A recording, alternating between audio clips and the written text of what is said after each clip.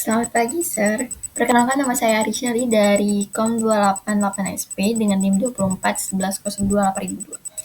Kali ini saya akan membuat sebuah bisnis yang berjudul Neo Farm Harvest, di mana saya membuat sebuah usaha farm atau bisa dibilang pertanian untuk membantu para petani yang mengalami kesusahan.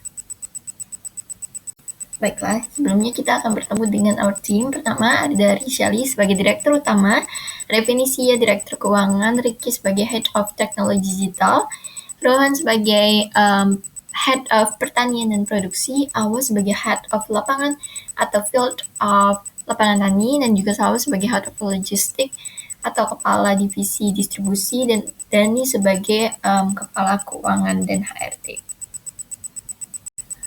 Baiklah, motivasi saya muncul ketika saya melihat banyak sekali permasalahan pertanian di Indonesia, khususnya di mana sekarang para petani tidak bisa mendapatkan income yang cukup atau tidak sesuai dengan pekerjaan mereka. Income yang rendah, dan juga sekarang banyak anak Gen Z atau generasi muda yang tidak ingin lagi menjadi para petani dikarenakan mendapatkan income yang tidak cukup atau tidak sepadan.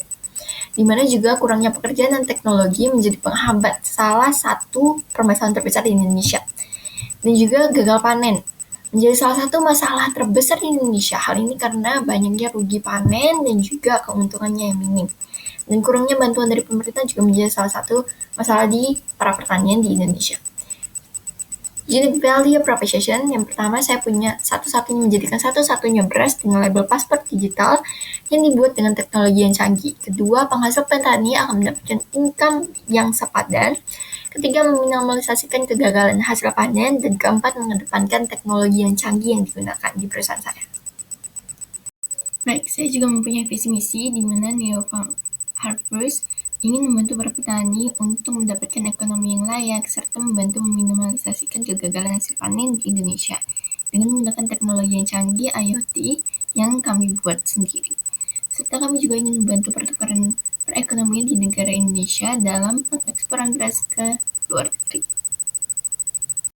Baiklah, kita masuk ke dalam marketing plan, di mana kami segmentasikan keluarga urban premium dan keluarga menengah dengan usia yang sama, yaitu 30 sampai dengan 55 tahun, serta keluarga urban premium dengan penghasilan tinggi dan UMR untuk keluarga menengah dapat mengonsumsi beras atau produk kami, karena mereka cari adalah beras sehat, kemasannya bagus, dan juga pastinya berkualitas.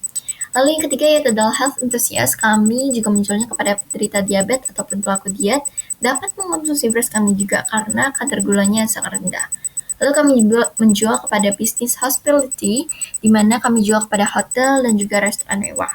Dan juga kami pastinya mengekspor beras kami atau produk kami ke dalam pasar internasional seperti Singapura, Malaysia, Filipina, dan juga Arab.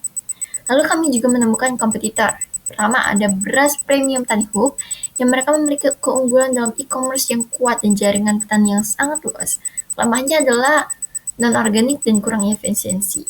Jadi strategi kami adalah bundling dengan smart farming tools untuk para petani mitra. Lalu ada beras sehat Wahida, di mana fokus mereka pada pengguna diet maupun diabetes. Mereka menjualnya seharga 60.000 kg.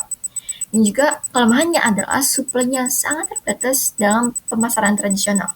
Jadi strategi kami adalah IoT untuk jaminan kualitas yang stabil dan membuat konten edukasi tentang kesehatan dan memilih beras yang berkualitas. Lalu yang ketiga ada SWOT Analyst, di mana kekuatan kami adalah teknologi IoT atau penggunaan digital dalam farming dalam perusahaan kami, dan juga opportunities-nya adalah membuat pertumbuhan pasar organik plus teknikal cara bertani. Weakness-nya adalah biaya produksi awalnya pasti sangat tinggi dan juga awareness-nya sangat kurang.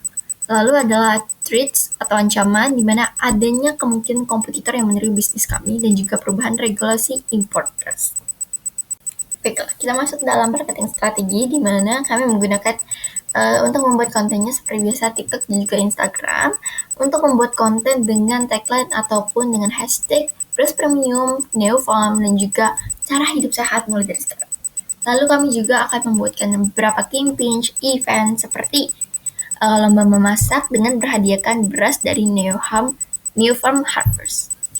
Lalu kami juga mengundang para influencer seperti Chef Renata, Juna, juga Chef Arnold untuk menjadi influencer ataupun untuk menjadi endorsement dari New Farm Harvest tersebut.